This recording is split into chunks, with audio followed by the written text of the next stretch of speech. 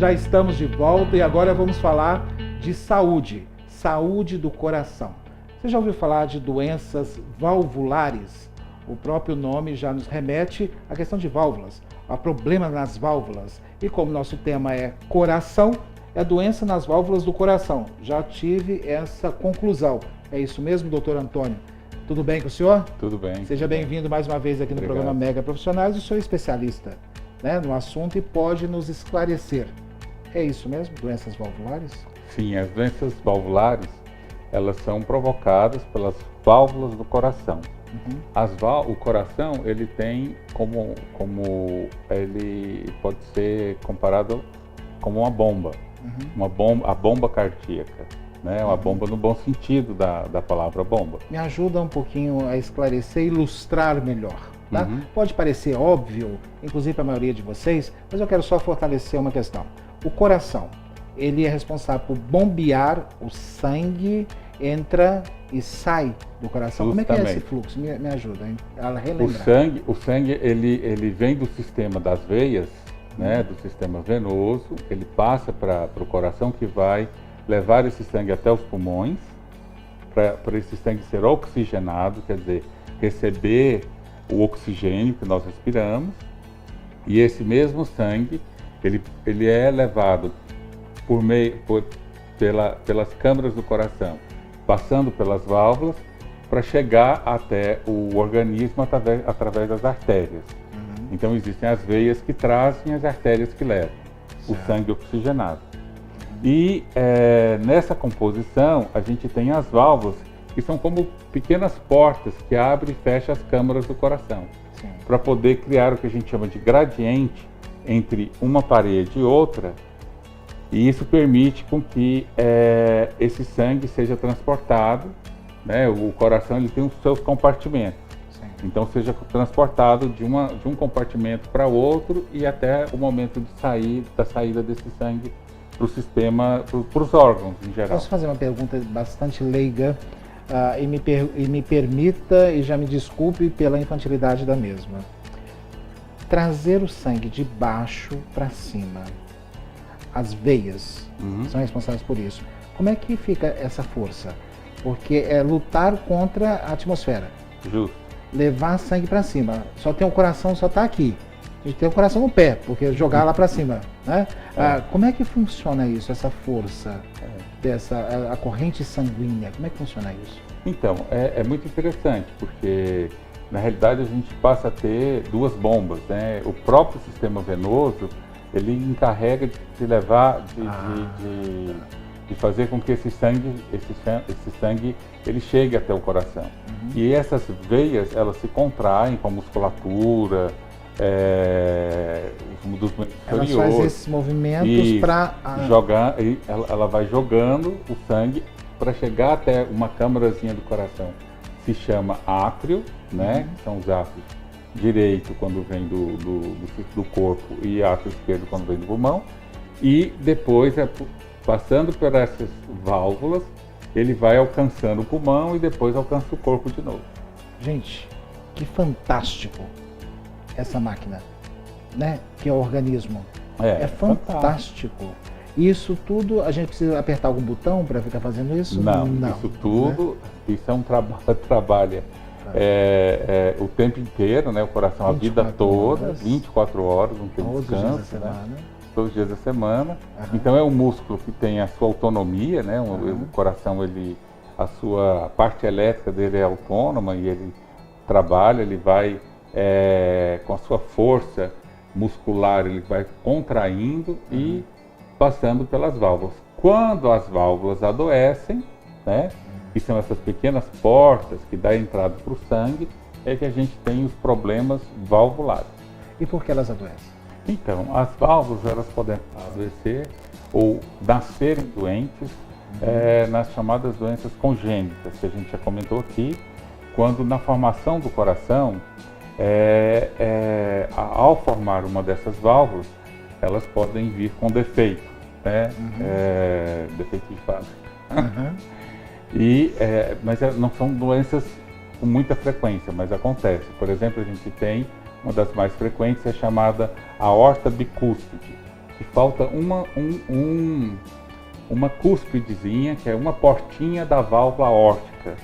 E isso, com o transcorrer do tempo, isso pode provocar a doença para a criança. Para que ela abre essas portas mesmo? Eu não ela abre e entendi. fecha, certo? À medida que o gradiente, quer dizer, onde tem mais para onde tem menos. Porque o coração, ele... Ela faz o trânsito. Isso. O coração, ele é como se fosse ele é uma bomba que trabalha com volume e com pressão. Então, quando a pressão de um lado é maior do que a do outro, então a válvula abre. Que lado é isso que você está falando? A parte do lado do coração, Tem muita pressão, a válvula abre. Tem pouca pressão, a válvula fecha. Como é que controla isso, gente? Isso é controlado pelo ciclo fisiológico do próprio coração. Uma pergunta, vou abrir um parêntese. Você que cuida de saúde, você é médico, sabe de todo esse funcionamento. Você acredita numa força superior que cuida disso tudo? É claro. Só um parênteses. Sim, claro. Sim. Porque é muito complexo. Como é que... porque a gente conhece alguns médicos, né, que são ateus, né? E como é que justifica uma coisa dessa? Realmente não, é só um parênteses, é a perfeição, né? E outra, quer dizer, até hoje, né, existem protótipos de coração artificial, mas ainda, com toda a ciência que nós temos, ainda não se tem o coração artificial perfeito, né? Então, quer dizer, a distância entre o homem e Deus, né, a ciência e Deus, isso aí já dá uma outra entrevista. Com certeza. Mas muito só porque eu interessante. Precisava abrir um parênteses como esse, só para a gente entender, tá? Mas voltando ao assunto, essas doenças valvulares que podem ocasionar, eu sou um sintoma delas, que pode ser inclusive congênita, que pode nascer com ela, que é a questão das válvulas, né? E o indivíduo pode desenvolvê-la também durante a vida? Pode, por exemplo, vamos pegar os mais frequentes, porque senão a gente ficar aqui falando sobre coisas isso muito rende raras. vários problemas, né? E aí, por exemplo, uma doença que a gente tem no Brasil, infelizmente, né, que é um país em desenvolvimento, um país emergente, é a febre reumática, que é uma doença, inclusive, que vem sendo cada vez mais estudada atualmente. Como é que chama? Febre reumática. É o chamado, eu tive reumatismo no sangue. Certo. Né? Eu tive um reumatismo quando criança e aí eu tive um problema na válvula. Então isso está dentro do vocabulário popular. E a febre reumática, ela vem de amidalite, né? Das amidalites que se tem na criança. E essas crianças são geneticamente predispostas a desenvolver uma reação de anticorpos contra a própria válvula ou contra o próprio coração, não é? E isso faz com que, isso é claro que não é a maioria das crianças que desenvolvem, mas crianças que têm uma predisposição genética e que têm infecções de garganta com frequência, que estão em ambientes muito coletivos e que não fazem um tratamento adequado da infecção inicial, elas podem desenvolver a febre reumática, que vai acometer as válvulas do coração. Sintomas. Os sintomas, quando acomete as válvulas, já são sintomas de um problema mais sério, do tipo o cansaço, a falta de ar. Na infância? Ou Não, na fase adulta? pode ser, vamos supor, a criança com 7 anos de idade, ele tem a febre reumática e ele pode apresentar uma sequela da febre reumática, vamos dizer, a partir dos 10, 12, 15 anos. Então é uma doença nunca na fase complexa. Adulta, acima dos 30, 40? Isso, mas às vezes lá na fase adulta que ele vai ter. E aí é uma doença, né, que a gente chama de cardiopatia reumática, que tem um impacto na saúde pública muito importante, porque ele vai pegar o jovem adulto. Por que eu estou lhe fazendo essa pergunta? Há 30, 40 anos atrás, nós não tínhamos tanta informação. E provavelmente uma doença como essa poderia passar sem um diagnóstico preciso. Né? E passando inclusive até com outros sintomas, a se confundir com outros sintomas, né? E aí a criança vai crescer, né? Vai se tornar um adulto e vai ter problemas lá na fase adulta e talvez não remete a essa condição como criança.